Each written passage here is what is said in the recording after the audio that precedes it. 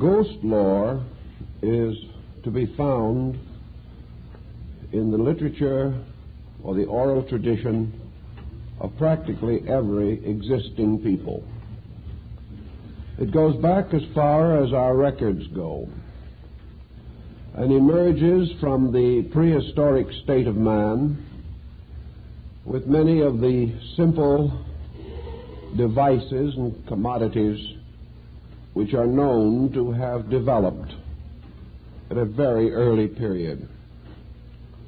Today, ghost lore is still broadly believed in various strata of society.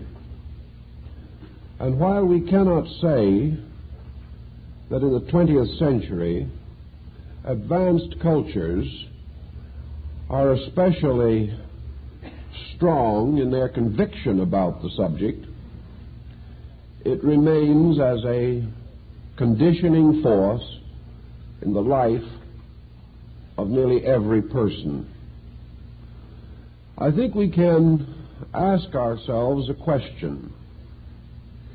Supposing that for 10 generations an absolutely materialistic culture should dominate mankind, and that for this length of time the entire concept of the supernatural was systematically discredited, and 10 generations of young people came into the world convinced that there was no life after death, and that all metaphysical speculation was wrong. Would this end ghosts? Now, this is an interesting question, and I think the answer is distinctly in the negative. For several reasons, the most simple we will consider first. We do have isolated strata today of intellectuals definitely opposed to the idea of the supernatural in its religious or philosophical form.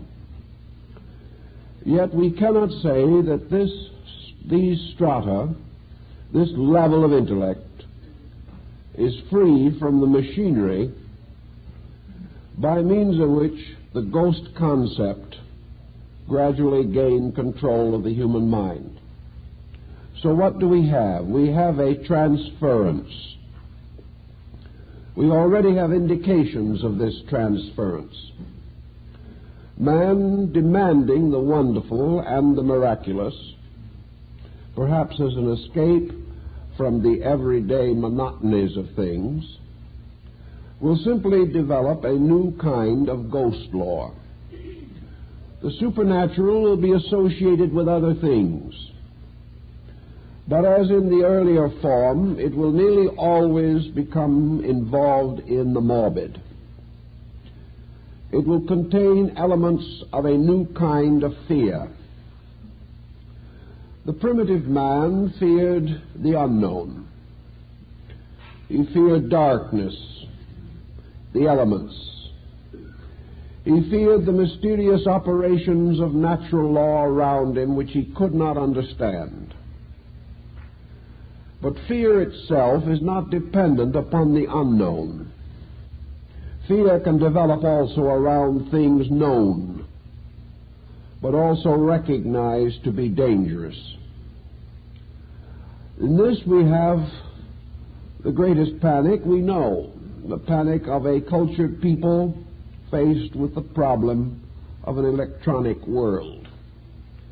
We also realize that science can develop its own kind of fear. The scientist can fear another scientist, just as today, with fear and wonderment, with all the anxiety of an ancient tribal primitive, we wonder what is going on behind the iron curtain or the bamboo curtain, and we suspect the worst as we have always suspected the worst. We can therefore create a new ghost lore around the monsters of Frankenstein which science can bestow. We can begin to think of the ghost of a completely mechanized existence. We can even fear that the machine can turn against man. We begin to recognize how man, a comparatively puny factor in life, plus the greatness of a mechanistic skill, can become the greatest tyrant of all time. So our fears simply change their appearances. But fear nearly always lingers on. Now, fears are very much akin to hopes. We use the same machinery in the conjuring of both. But I haven't noticed in any recent years any great outburst of optimism concerning the future or even the unknown with which we struggle today. Nearly always, our subconscious ghost lore runs into the negative. We are not particularly certain that an invasion from Mars would be a group of kindly persons coming to pat us on the head. We suspect they will come to invade. And all the artistry at our command cannot make the unknown appear amiable to us. We associate it always with some negative force, with some anxiety or some mechanism of fear. Thus, those very circumstances which might almost certainly indicate a coming good will be distorted by a great many persons into an immediate peril. It is something about ourselves. And there's something in all ghost lore that tells us about ourselves and gives us a clearer insight into the structure and activity of our own psychic entity. So with some thinking along this line, let us look into it a little further. What is the origin of ghost philosophy? Well, there are several possible answers, and perhaps all of them have a certain measure of truth. First of all, the forthright possibility that there are ghosts,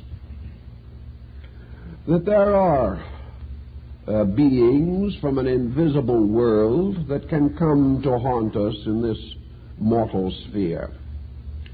Nearly all peoples have believed this.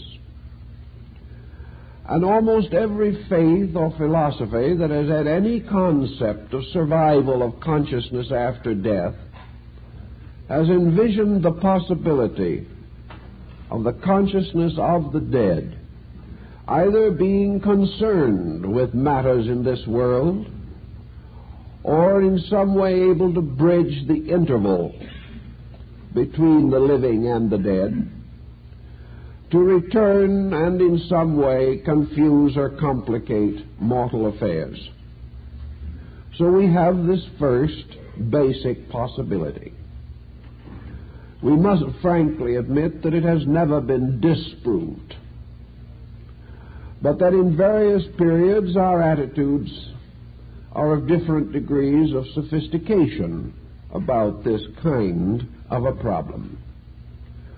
A simple example of our meaning, I think we have mentioned before, but we can fit it in again because it seems to help. Many persons, missionaries, explorers, and adventurers, have left the comfort and security of a rather prosaic New York apartment and have moved into the jungle, the wilderness, or the desert. Here they have mingled for many years with the natives of those parts, and finding most of these natives to be believers in the supernatural, something has happened. One by one, these blasé Westerners fall under the spell of the primitive magic. And in the course of a few years, our Western-educated, college-graduated, hard-headed intellectuals begin to see spooks. They see them because they live in a world that believes in them. And gradually this influence moves in upon the person. Now, if there was no core in man for such an influence, it probably would have little effect. But while this belief in the supernatural has been sleeping or dormant in the sophisticated person, it cannot be said to be dead. Under sufficient temptation and pressure, it will come to life again. And many, many travelers and explorers bring back to our rather disbelieving attention weird and wonderful stories of things that have happened that just shouldn't have happened in the well-regulated universe we think we belong to. Thus, this belief, this almost pressureful desire to believe in ghosts and spirits, certainly lives on and continues to affect us. Some of our psychologists were of the opinion a few years ago that the trouble originated from the wrong indoctrination of children, that the modern child should not be exposed to Grimm's fairy tales or Andersen's fables, that we should not feed the small child with stories of gnomes and sylphs and salamanders, that we should carefully protect their prosaicness from infancy, so that they would have no such internal susceptibility to the belief in such things. There was quite a battle not long ago over the probability that Santa Claus was undermining the psychology of the young, that it just wasn't right to deceive children even in this way.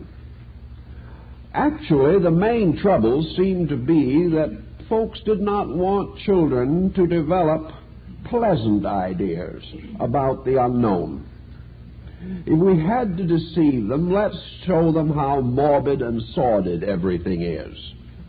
But we have come to the conclusion that this is true. The truth is to cause the child to believe in nothing. These last two Christmas seasons, some new psychologies have appeared, and several specialists in child psychology have said, let's have Santa Claus back. It is not as detrimental to the child as an average evening in front of the television. If the child must have some kind of imagination training, let's not train it on the untouchables. Let's train it on something beside shooting it out at the crossroads. Or else we are going to have some other kind of ghost law in which every spirit is member of an organized gang or rides some psychic range with a six-shooter. Thus, it now seems that if we must choose between certain things, it's time to begin to think of creating beautiful imagination rather than to continually support morbid aspects of the subject. Incidentally, in studying ghost lore, we then come to the second possibility. Of course, the first is that the ghost is a real entity doing exactly what it appears or seems to be doing. The second is that the ghost is in some way part of the conscience mechanism of man. Studies in ethnology and in ancient social customs and of contemporary customs in other areas seem to indicate that there is some connection between the dominant factors of a culture and its ghost lore. Also, even in literature, we observe the great number of ghost stories that are of a revengeful type. The spirits appear to haunt the evildoer in one way or another. And so we become more and more interested in what nations and peoples understand by evildoers. And we observe, for example, in this study, that those virtues which a people particularly emphasizes, these virtues do not produce ghosts. But whatever vices a people have endured through the ages and allowed to remain uncorrected, these vices engender ghosts. Now, in one nation, a certain group of virtues may be regarded as vices. There is no common conformity among human beings as to the exact nature of good and evil. Therefore, there must be conflict in conscience. To one people, a certain act is virtuous, to another it is evil. And the ghost tradition follows this human concept. When the individual in a certain culture performs an action disloyal or disobedient to his own culture, he has a bad conscience, and he will very rapidly develop supernatural cults, which will be founded deeply in his own conscience reflexes. If, however, in his civilization that particular vice is not important, but another is, a new set of machinery will be set in motion, and different types of conscience mechanism will produce their psychological consequences. Thus, in a way at least, the ghost seems to be man's recognition of guilt personified. It comes into his consciousness as an avenging force which he believes subjectively he deserves. He has an inward feeling within himself that if he does ill, some kind of evil will come to him. That if he injures another person, that person will haunt him. Well, we all have this experience every day, but we do not associate it with ghosts anymore. We simply think of it in terms of morality. Even though we're rather narrow-minded sometimes, rather intolerant, perhaps embittered, if we commit a very serious offense against another person, we cannot forget that person. We have created a bond with the victim of our own ill action. We cannot escape from the feeling that this person may sometime, some way, seek to avenge himself, because we believe we would do the same under the same provocation. So we begin to lose sleep. We begin to worry. And most of all, there is something within ourselves, a deep stratum of decency, that we have offended. And we believe sincerely in the mysterious workings of wrong, that a wrong done will lead to further wrong. That when we break the simple rules of gracious relationships, we are endangering something. Now, if we cannot get our adversary off of our minds while we are awake, we are no more fortunate when we are asleep. And we know that nearly all waking phenomena can be continued into sleep phenomena. That the individual in his dreams releases psychological pressure. If this pressure is guilt, if down deep in ourselves we know we have done wrong, this also becomes an element of our dream mechanism. While we are awake, we can rationalize. We can say to the man we cheated, or of the man we cheated, Well, perhaps he would have cheated us if he'd had the chance. We merely got there first, and we feel a little smug about the whole thing. But this is a rationalization that does not touch the deep psychic core of man. He knows in himself that two wrongs will not make a right. He realizes in his own depths, nourished by thousands of years of moral and theological teaching, that to do evil is to deprive oneself of the strength of good. So in our sleep we are more honest than in our waking hours. And in our sleep also we are able to create a certain visual and auditory phenomena. The individual we have injured seems to rise before us as a person. And this has been reported a number of times, a great number of times, in cases of murder. The villain of the piece was so clever and adroit in his perpetuation of his own secret that it is unlikely he would have ever been caught by the ordinary processes of law. But the majority of criminals finally confess. They confess because they cannot live with themselves. I know at one time when I was working in prisons, I had a long talk with a man waiting execution. He had killed in the heat of hatred. And he said that from that time on, his sleep had never been peaceful. Hundreds of times he had seen his victim and had relived this incident until finally he had confessed. Now, 3,000 years ago, it would have been believed that this revisualization of his crime was a supernatural occurrence. And even today there are many who would say that if this man saw his victim in sleep, and this victim pointed an accusing finger at his murderer, that in all probabilities the criminal had seen a ghost.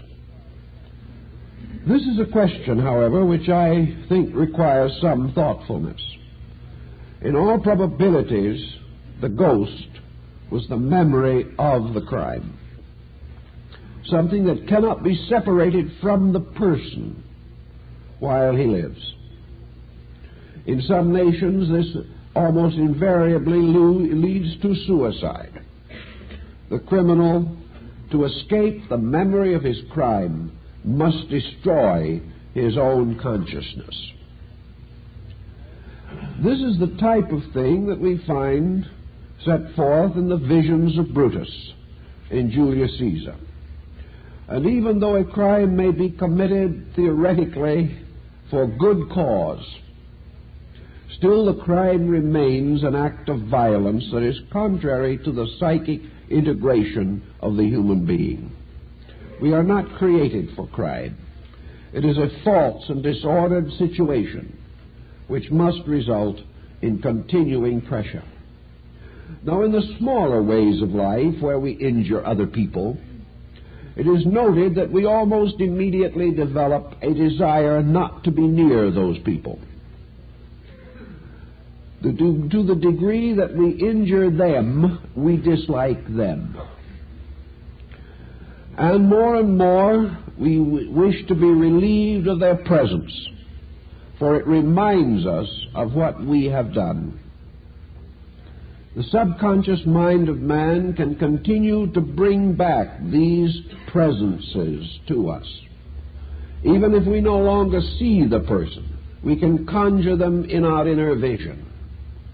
And whenever we do so, the pressure of our own misdeed weighs heavily upon our conscience. Now, in some parts of the world where certain habits or practices which are not good are prevalent, ghost lore follows almost inevitably in this situation. For instance, in the Orient, where for many centuries the state of woman was far from acceptable, She carried and had to bear in silence most of the abuses of the world in which she lived. The suicide rate among Oriental women was very high 300 or 400 years ago. And also the living sensed to a great measure, subconsciously at least, that they were not giving the women of their families and countries fair opportunity. If you go through the legendary and lore of these nations, you will find that a heavy majority of their ghosts are women, because woman becomes the symbol of their own guilt. What they have done, they do not forget.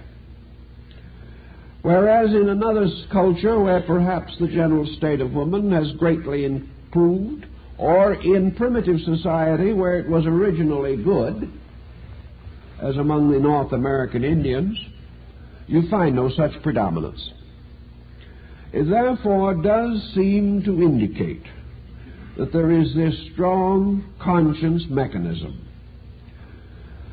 Now, modern psychology, going a little further into this problem of conscience mechanism as a possible source of hallucination, takes into consideration also the narcotic addict and the alcoholic. We are very familiar with the effect of alcohol as a cause of hallucination. We also know that this is true of many so-called narcotic and stimulant drugs. In these cases, the hallucinations are consistently morbid. You seldom, if ever, have an account of an alcoholic with delirium tremens who's having a good time. He is frightened. The experience brings to his subconscious sensory perceptions the most terrible and terrifying visions and impressions. Sometimes things unseen but sensed are the most terrifying of all. So we observe that the alcoholic nearly always develops a pattern. And as alcoholism is closely associated with neurosis, and most of it arises from neurosis, we are not surprised to find the whole neurotic temperament of man released in the form of symbolic visions. These visions may or may not include the true ghost factors, but they would indicate that to these neurotic individuals, the universe of invisibles is filled with monstrous shapes and shadows, of mocking specters, and of terrifying sights and sounds. We might assume, of course, as some ancient peoples did, that alcohol simply releases consciousness into another dimension. But it would be rather difficult to imagine anywhere in an ordered universe the dimension of existence which the alcoholic experiences. We must assume that it is his own, that it arises as a result of what he is and what he does, and the same would be true of the narcotic addict. Also, we have some experience that indicates that as the pressures of moral circumstance become more intense, that there is a tendency to precipitate them into the objective waking life. A bad conscience, if it gets bad enough, disturbs not only our sleep but our waking hours. Most of you are aware of the primitive principles of the Rorschach testing, used in a good many psychological tests. Here, actually shapeless and meaningless masses are interpreted by persons suspected of some neurotic tendencies. It is amazing how often these blots and scrawls and scribbles and splashes are seen as the forms or likenesses of persons we have injured. In other words, we project these forms. we also find that we project other forms. An intensely devout person whose life has been comparatively free of destructive forces will see in these same blots and splashes religious symbols, figures of saints, and even in some instances the features of Christ. Therefore, what is there unmistakably becomes interpreted by our own imaging and projecting power. We can go even further than this. We can look around ourselves into almost any complicated pattern of environment and can use the very rooms and houses in which we live as a form of Rorschach structure or symbol. And we can transform the flow of draperies or the leaves of a tree outside our window into some significant shape by our own interpreting. This is done constantly. But because we consider this to be a psychological phenomenon, we are not overly perturbed. By further extension of the same process, however, realizing that imagery is not our ability actually to see something, that imagery is actually an integration in the brain of vibratory waves, of rates, that the picture that goes into the eye is not carried as a picture into the brain, but more like a television picture, is carried as energy in space between the object and the interpreting power. We are quite aware of the image creating or image integrating power of the mind itself. Now, it is not impossible that a mind heavily psychotically burdened can create involuntarily images which it can confuse with and mix with the normal image process which we use in seeing. Thus we can look out upon a scene, see a meadow that is there, trees that are there, and the phantom of the person we have injured, which is not there. We have imposed this phantom into our seeing by our own processes. Perhaps this is the reason, however, why the majority of ghost lore is associated with darkness. Darkness is a very strange catalyzing agent. In the light we are distracted by the forms of things as they are. But in darkness, strangely, darkness itself becomes a kind of curtain on which we can project almost any kind of imagery. Therefore, ghosts live at night, wander in darkness, and are peculiarly associated with the nocturnal experiences of man. They are involved in the negative or subjective psychic life, for man is much like day and night himself. He is objective in the daytime and subjective at night. And as his day processes and his day interests are gradually relaxed at night, his own internal becomes increasingly dominant, especially, of course, during hours of sleeping or near sleeping.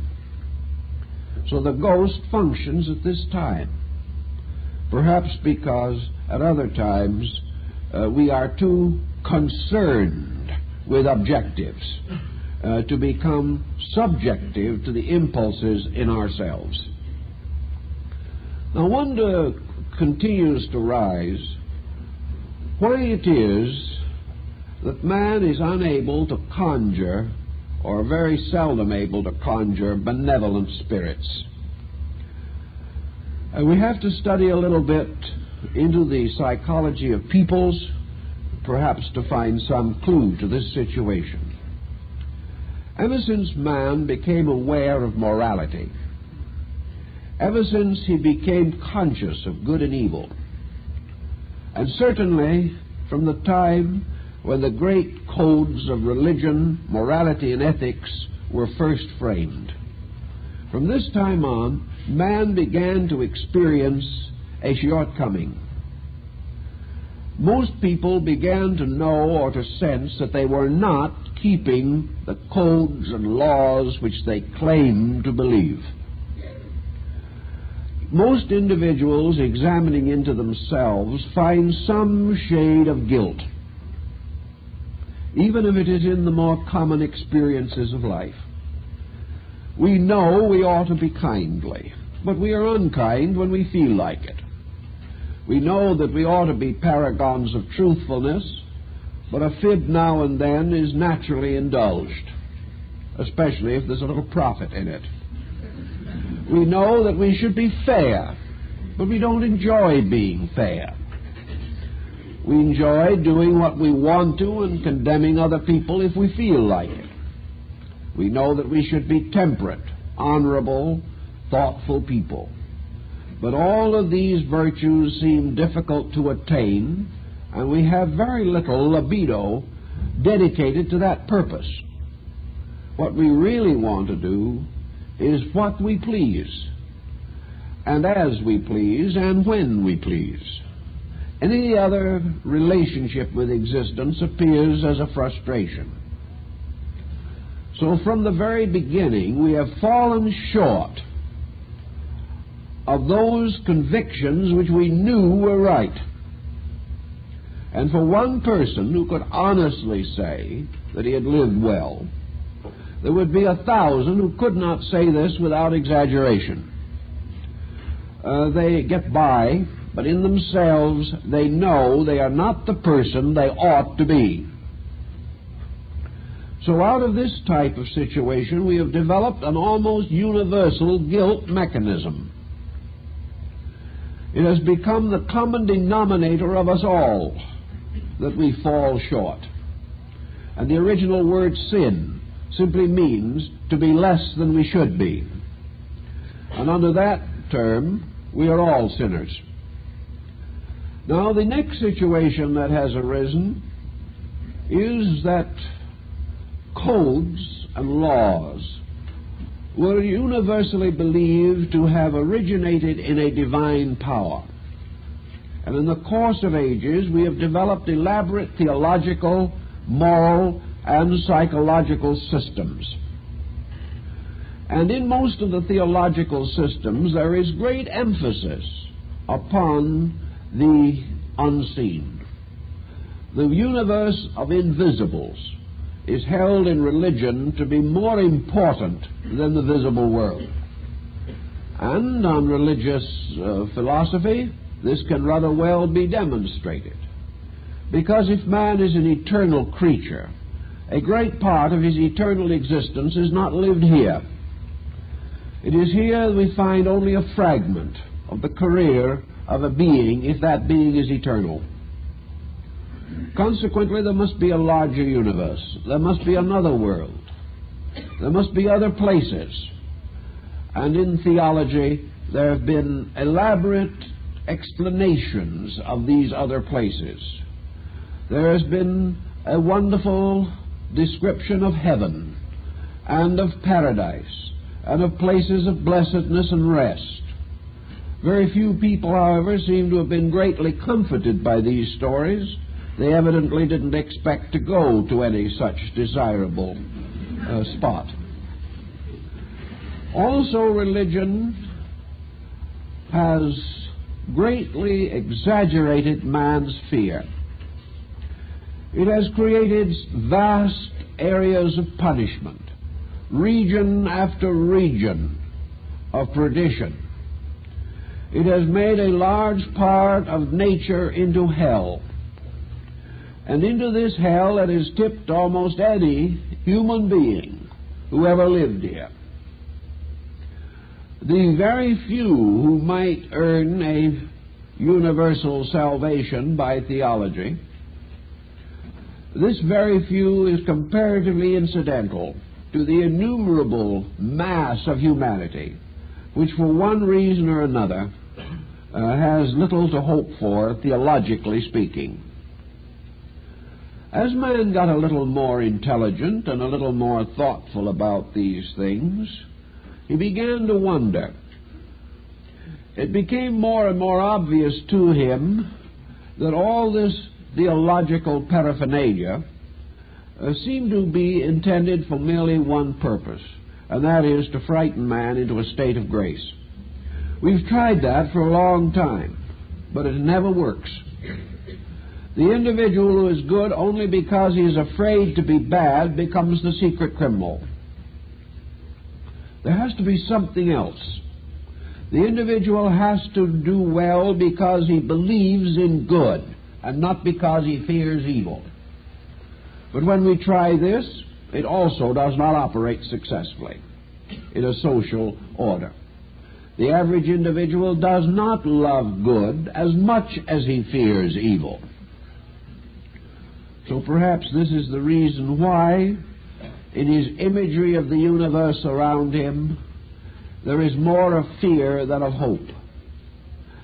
The individual who has not learned to love good does not experience good in the universe. His faculties, inwardly unfolded to some degree, do not carry to him an experience of good. The very way we live and the very way we think causes this world to be a problem rather than a reward. It is a punishment. And many systems of philosophy have held that the entire life of man is nothing but payment for an original sin. All these morbid factors have to affect imagination and have to influence, rather morbidly, our internal reaction to the symbolisms of creative imagination. They become definitely morbid, neurotic symbols. If you study, for example, the art achievements of neurotic peoples, you find that today great experiments are being made in the artistic symbolism to be found in drawings and paintings by the mentally disturbed. And these paintings, by the way, appear quite startlingly modernistic. And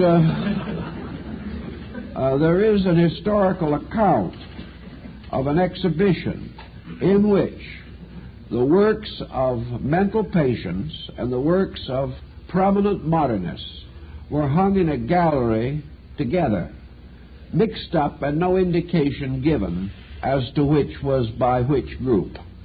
The judges were supposed to sort them out. When the judges, all experts in modern art, came to their final conclusion, they gave the first award to a homicidal maniac. The actual disturbance which we find in psychological living today expresses itself in art. Now, what is the drawing or painting of a mental patient more than the projection of symbols? Projection from within the self. Instead of using the subtle fabric of mental energy now to create a symbol, the patient is using his hand and a brush or a pencil.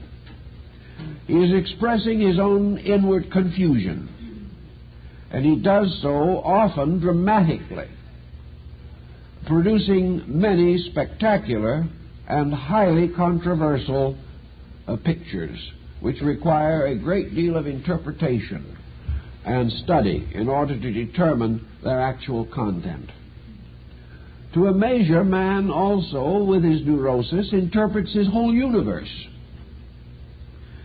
He makes with his own mental fingers modelings and shapes and diagrams and figures of his own peculiarities and places them upon the pedestals of nature.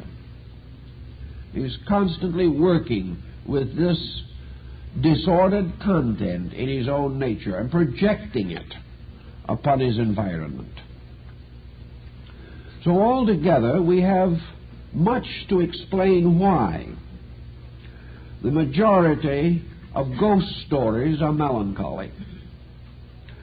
We also realize how the story of Hamlet could well represent the maliciousness of revenge, how the disturbed mind, already heavy with doubts and subconscious fears, as was the mind of Prince Hamlet, could be led to a complete pattern of avengements.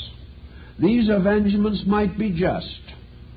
They might be well called for according to our way of thinking, but they destroyed the good and the bad. They left the individual the complete victim of a disorientation, whether we consider it a true ghost or a psychic ghost that caused the disorientation. Working constantly in this field of endeavor, I have become conscious through long familiarity with a great number of contemporary ghostly situations, and have come strongly to believe that the majority of them, at least, were psychological phenomena. That actually the ghost incident can be explained by the actual study of the person who has the experience. We know, for example, that more than 100 years ago, the planchette that we now call the Ouija board was publicly banned in France because it led to an epidemic of murder and suicide. Now, you would think that kindly, good-natured people sitting around, either consciously, subconsciously, or unconsciously pushing a little table, would occasionally come up with some very good news. Well, some of them did. There's no question about it. Most of the so-called good news consisted of consolation. Terribly lonely people, or those bereaved, found some comfort in actually or symbolically finding contact with those whom they had lost. But the overwhelming number of kindly, good-natured people moving a Ouija board got themselves into trouble. 9 out of 10 of these amateur psychics were finally victimized by their own psychism. Instead of coming out of the situation encouraged and strengthened, they developed all kinds of strange dependencies. And I remember very well the case of Ella Wheeler Wilcox, the American poetess. She believed that she contacted a person whom she loved. And as a result of her statements, this type of psychism gained sudden and extraordinary popularity. Later, she tried in every way possible to point out that this was exaggerated and that she realized that the publicity was leading to trouble. But of course, people do not listen when they do not want to hear. And the result is the mistakes were perpetuated and the timely warnings were forgotten. But in the case of the Ouija board, we have a very simple evidence of a situation that can apply to automatic writing, can apply to a great deal of personal psychism, and also to a large part of mediumship. Namely, that by degrees, a situation that perhaps begins with hope ends in terror. Now, why should this particular process be true? I think it is because if we could psychologically analyze man, we would find that there is a thin stratum of faith, but a very thick stratum of fear. The individual, under some pressure, or perhaps only for pleasure or social reasons, attempts some mediumistic activity. Naturally, it begins with a semi-believing. It begins perhaps with a little hope and a little confusion, and it is motivated by the most surface instincts of that person. He wishes to communicate with someone. There is no great moralism involved. He hopes that he can get a message or find a lost collar button or something. The level of the investigation is not profound. Suddenly, however, this person is caught in the peculiar net of his own psychism. He seems to be in the possession of a force or faculty which he cannot control. As time passes, he surrenders more and more of his consciousness and his common sense to this mysterious psychic faculty. And after a time, this faculty plumbs its way into the depths of his fear stratum. And little by little, what might have begun as a rather optimistic, cheerful, and even slightly profitable interest ends up by the person becoming as hopelessly addicted to a morbid state as any alcoholic or narcotic addict. Suddenly, the temper of this association begins to change. By degrees, ominous things are introduced. Very often it ends in a strange gibberish of demoniacal folly. The spirits suddenly seem to turn into imps and do nothing but punish us for some mysterious subjective fault that we have tried desperately to forget. All of this is a pattern, and it works out so systematically that we have to come to certain other conclusions relating to psychic phenomena.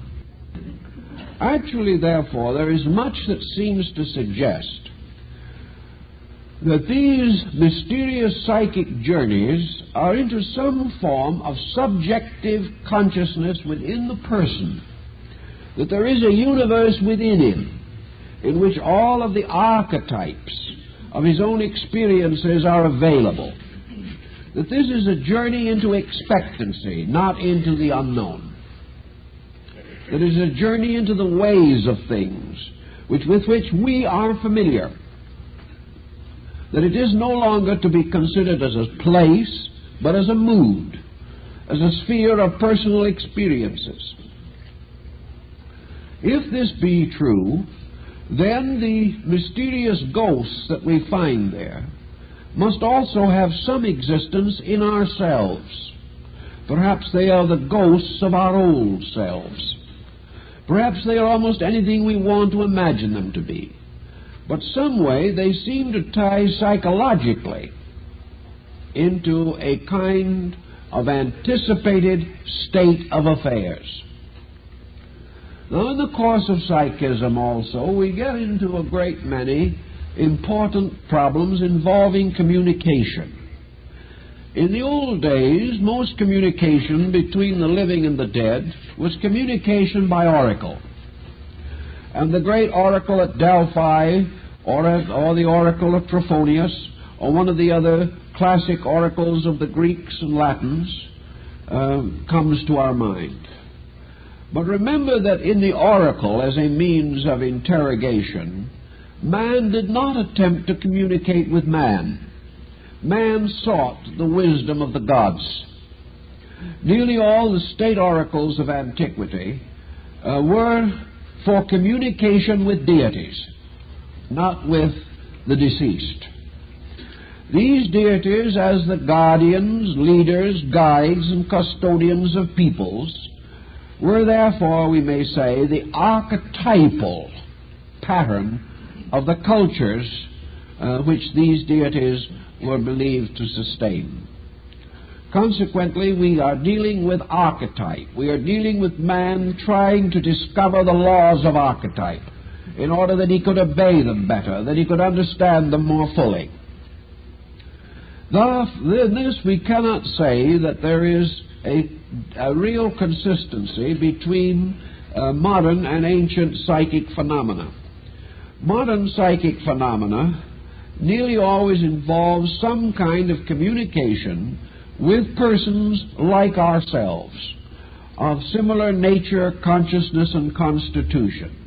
And we are then confronted with another situation. What does death produce in the experience of the individual? Assuming that we are right, that idealism is the correct approach to life, that therefore man survives the grave and remains a conscious being, and that this conscious being has a destiny and some kind of an abode, even if it is in the extra-dimensional vistas of space. If we assume that this person has passed from one condition to another, what does death do to that person other than to separate him from a body? Does death change him? Does death cause him to become aware of a greater world? Does death make him realize a higher level of personal integrity? Is the individual after death better than he was while he was alive?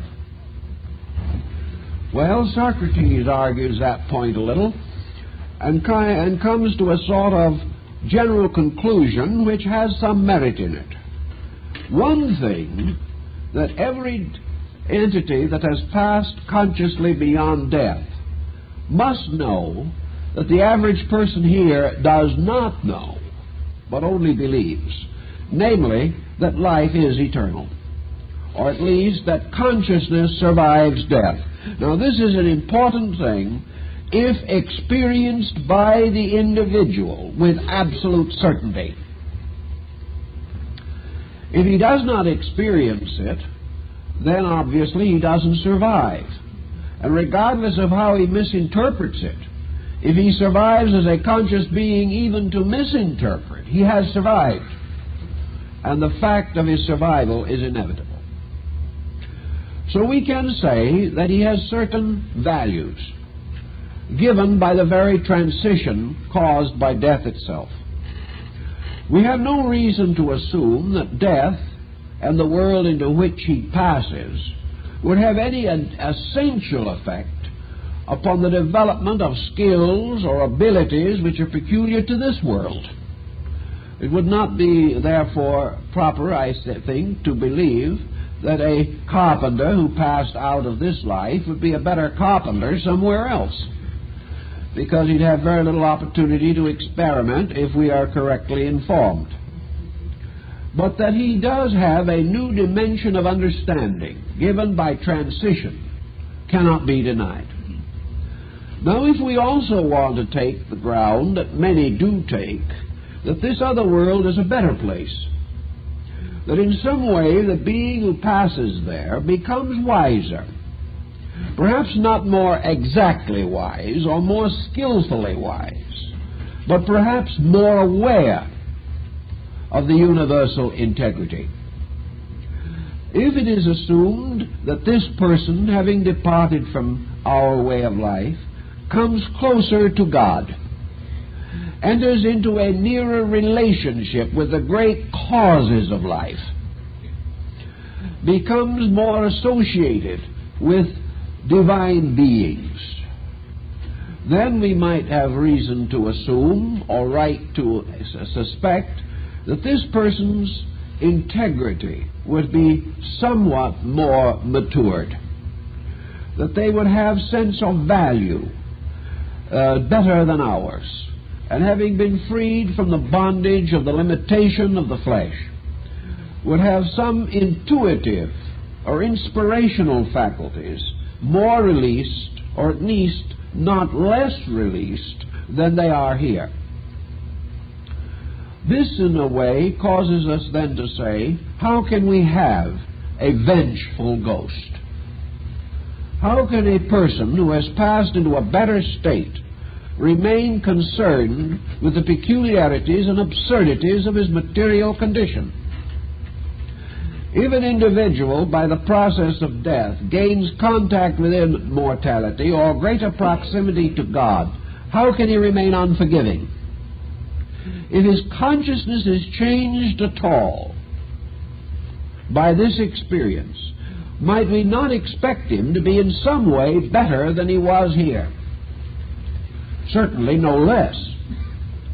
If he is conscious, if he has gone into a universe of causes in which he is actually living in a state which we are seeking desperately to find in order to advance our own knowledge, is there not reason to suppose that in this larger state the individual would be susceptible of somewhat larger thinking? If this is the case, then certainly the things that concerned him here would concern him less. Problems which he couldn't understand here he would intuitively grasp. And he would also have little interest in injuring those he has left behind, because he must be aware that injury has injured himself most of all. So to explain this mystery, there has been another line of thinking invoked. The possibility that an individual passing out of this life with an extraordinary fixation might remain in that fixation after death.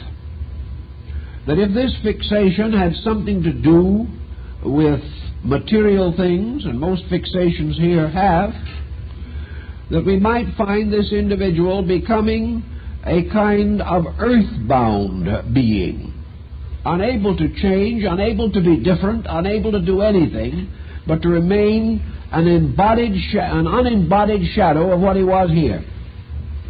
And that this type of being would seek continually to continue the activities of this life, and would try to achieve this through making contact with living persons here. Now, all this is highly suppositional, but it has been broadly accepted. There is one school which distinctly assumes that anyone who is dead is able to give good advice, even though they never gave any good advice while they were alive. There is a minor possibility that the advice could be better, but I doubt if it would be infallible. And in view of the kind of advice that is given, there seems to be something a little wrong in the whole picture. The earthbound person, bound by his own limitations, unwilling to accept change, perhaps even fighting the concept of his own survival, might present an interesting psychotic situation, and might even point out that you can have extreme neurosis in the afterlife. It's rather simply continue the neurosis you have here. So in this condition, we examine some of the advice that crosses between the worlds. This advice breaks into two very definite patterns. One is advice of consolation, in which most so-called messages, either through mediums or through some form of internal psychic experience of the person himself, are messages intended to give a certain relief from fear or tension or stress. They are, for the most part, of little factual value, unless the simple fact that the person who receives the message is convinced that he is in contact with a person sending the message. This in itself may bring a certain consolation, a realization that a loved one has survived death, or that that loved one might still be somewhere within communicating distance of the person still in this world.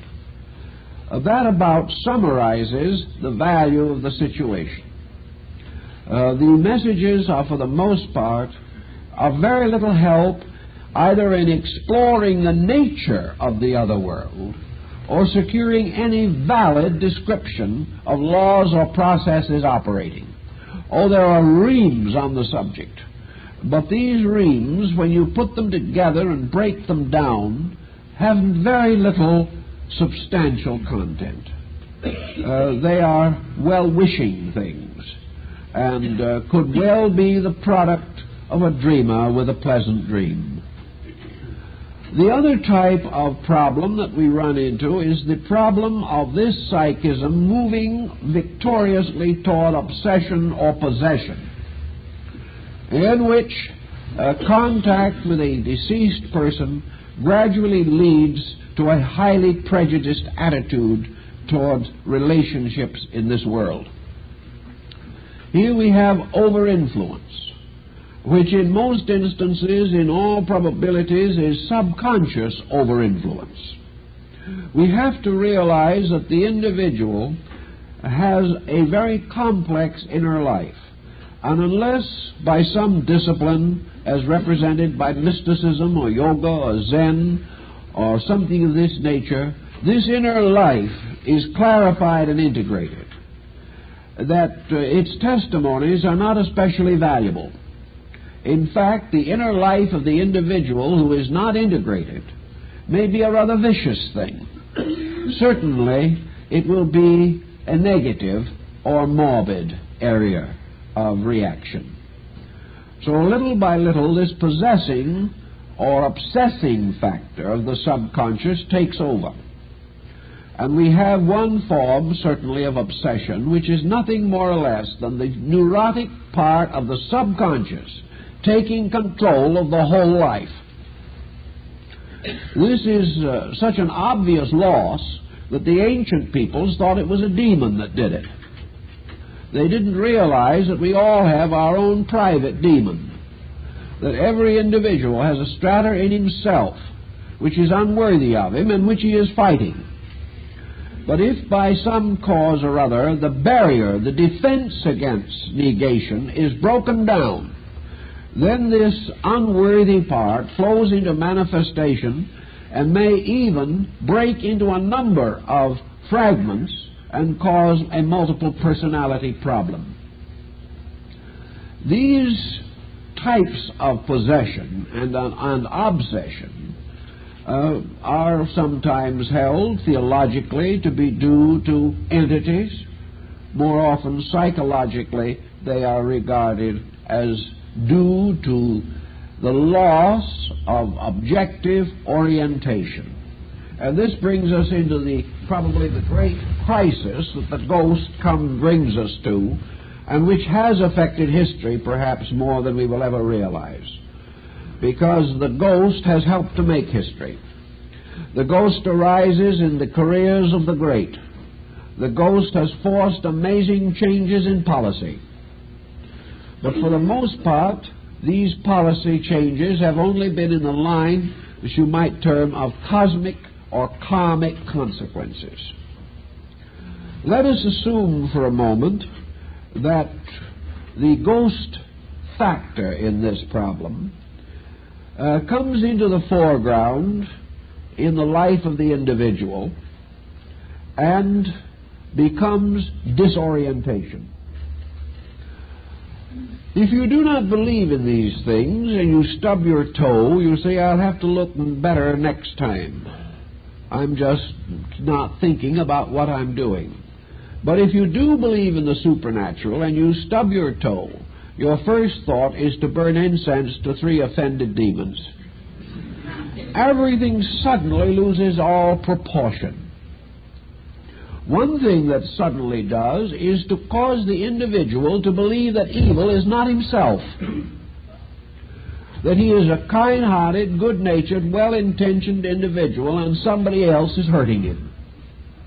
Where have we heard this before? We hear it every day. It is part of our basic psychology that no matter what we do to other people, it could never be as bad as what they have done to us. And we go into a high competition in this area. But now comes the ghost to take its place in this complication. Suddenly, we are no master of ourselves. Everything is turned over to a host of mysteries. Every deed could be explained by a psychic force stepping into our affairs. That blind spot in judgment wasn't ignorance. It was some malicious spirit blowing thoughtlessness into our minds. These things that we do, this cruel word, was a demon speaking through us. And when suddenly an upright citizen falls apart, it isn't a nervous breakdown, it isn't a psychological ailment, it is an obsession by some remote ancestor who was a swashbuckler. Suddenly the entire pattern of our own action is threatened. And in this threat to our own integration has come what most people have experienced as a very demoralizing series of circumstances. If we could keep our own equilibrium, if we could accept the ghost as we accept a neighbor asking for some eggs, if we could take a matter-of-fact attitude on these things and keep on living our own lives, we'd be all right. But people with the matter-of-fact attitudes living their own lives are not the ones who see the ghosts. That's the difficulty. It is the lonely person, the discouraged person, the sick person, the individual who has been battered and bruised by life, or who carries within themselves a tremendous pressure of grievances against life, a sense of injustices, a secret belief that the universe is not a very well-ordered place. This is the kind of person who, in the loneliness of their own psychic lack of integration, see ghosts. They are the ones also who go for advice. People who know the answers do not go for advice. But people who are seeking for something that is either not the answer or are unable to work out some solution to their present problem, or who fear tomorrow with a great terror, are the ones who seek this kind of help. Therefore, they are the most vulnerable to its negative reactions. They are the ones most likely to get into trouble, because they will never know, and no one can ever know, except themselves, whether this advice is truly coming from a superior source or whether it is pouring out of the involved cauldron of their own psychic difficulties. If we could be sure of this, if we could say without any question of doubt, psychic phenomena is genuine, and all mysterious phenomena is psychical, if we could say that, we'd have a certain leverage. We would at least have some yes-no answers. But as these stories unfold, all we have is a maybe. It could be, but not necessarily. It's probably not, but there's a chance that it is. And how are we going to solve this? How are we going to certainly determine whether a peculiar type of psychic pressure is coming from an outside entity or from that entity that nobody knows inside of the person? We know definitely from the study of these matters that psychological phenomena can produce practically every miraculous circumstance involved in psychism. So how are we to be sure? How are we to be sure that the advice is the advice that we need, or is only the advice that we want, and which has already given us lots of trouble under other names?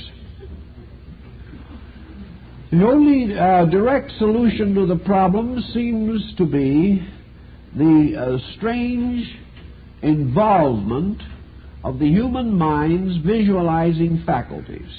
The best answer we have to psychic phenomena at the present time is individuality, the individuality of the person. Consequently, if there is independent phenomena that in no way is susceptible of fraud, that cannot be produced by mechanical means, and this phenomena is visible to several persons at the same time. This is perhaps the strongest evidence in favor of psychism, or definite, true psychic manifestation. If, however, we are to involve this, we have to rule out a number of kinds of phenomena which appear to be visible, but which could definitely be traceable to other causes. Some psychic phenomena, as moving of objects, can be regarded as a magnetic or electric phenomena basically. I would not consider them to be genuine evidences of the presence of other beings or entities. All dark phenomena, phenomena in which the actual circumstances are not visibly seen, as slate writing, where you can see the writing afterwards. It is not agreement of this nature that I am referring to. Let me give another example that might be nearer to what I mean. And I know one case of it, which seems to me to be very pertinent. A large family is seated at table.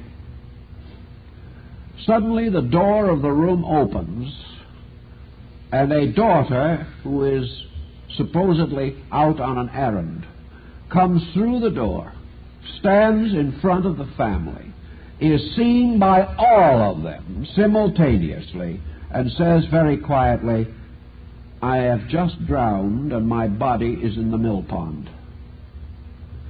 As a unit, the family moved to the mill pond and found the body.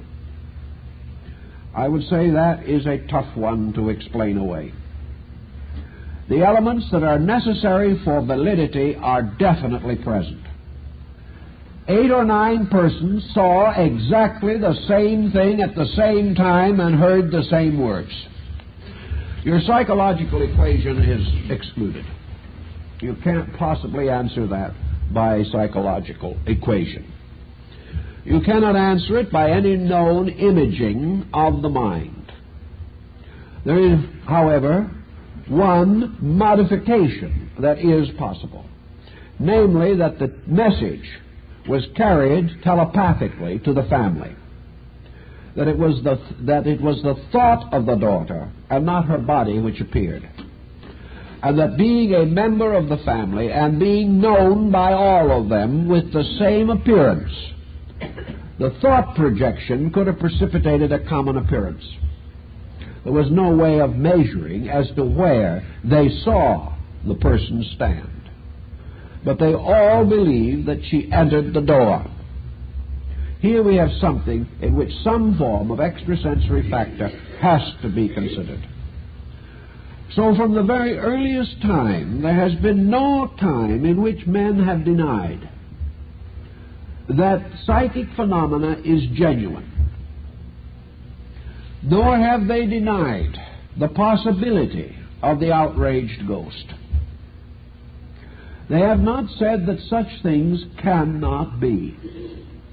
The question is to try to separate these cases and to examine into them, to discover the legitimacy of some and the lack of legitimacy in others. Except in cases such as the one I have mentioned, where there was no actual prognostic, there was no actual moral force exhibited other than communication of fact. Probably no harm was done. Perhaps a great comfort was given to the family. But where the communication drifts along over periods of time, we do find a definite deterioration on the part of the message and the person who receives it. So we are now in the presence of a subject that must no longer be regarded as one subject. And we have to divide clearly between psychic phenomena and psychological phenomena. We are going to discover, almost certainly, that nearly all destructive psychic phenomena is psychological. that the habit forming, the moral weakening, the frightening, and all of these things are essentially psychological. And that in all probabilities, if there are communications from one world to another, these communications are simple and factual, representing some urgent need that must be immediately met, but involving no habit forming, involving no tremendous allegiances or distorting the life pattern of the individual, no tendency on the part of the experience to dominate the moral character of a person or interfere with his individuality. So I think we have to realize that our ghost lore and all our ghost tales and everything that have to do with these things certainly represent a vast body of psychological lore built around one simple core circumstance, namely that there is continuity of life after death, and that this continuity can, under certain rare conditions, result in a positive communication. But that this is not a subject essentially to be toyed with. It is a subject to be recognized, a subject to be considered, but not one to be feared, and certainly not an art to be cultivated. It is something that, where it is necessary, it happens. Conan Doyle gives us one or two very legitimate examples. So does Sir Oliver Lodge. The case in which the child falling from a railroad platform, yes, between cars, just about to be killed, was suddenly miraculously picked up and placed in safety, apparently by the deceased mother. Here was an emergency. Here was no indoctrination, no art, science, or religion founded upon something. It was the simple fact that it is possible that in nature sympathies extend between the worlds. But these sympathies must be maintained in a natural, dignified way. The moment they become crutches for neurosis, you have trouble. So our ghost lore is almost all of it undoubtedly psychological. But in those needs where it is very great, where it is very definite, these experiences have happened. And these experiences we do not deny. We simply point out that every individual who has had mysterious happenings in his life should examine them carefully to determine whether they are symptomological of his psychological needs. And if they are extended over a period of time, this is what they most certainly are.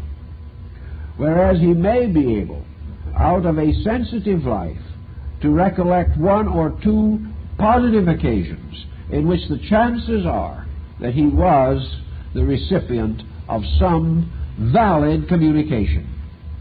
Each of these things we have to work out for ourselves.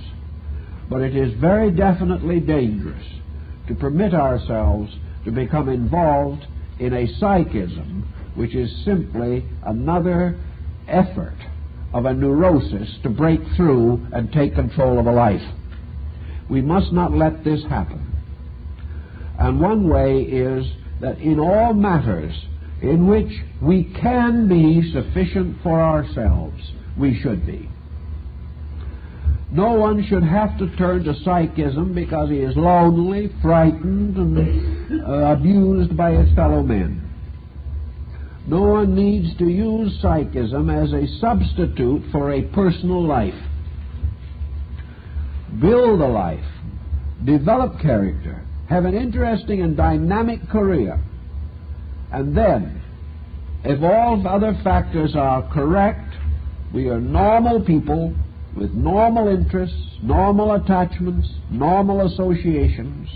The streak of the mysterious may come flashing through at some time. But if we are normal, we will accept it normally. If we believe in immortality, we will not be excited at any demonstration of it. We will not suddenly collapse as beings and become the hopeless slaves of voices and sounds. If our philosophy is strong enough, we carry these things with gentility and we have no trouble. So we have to rationalize, build, and recognize that our rationalization must be big enough to approach with common sense both that which we see and that which we cannot see. Time's up.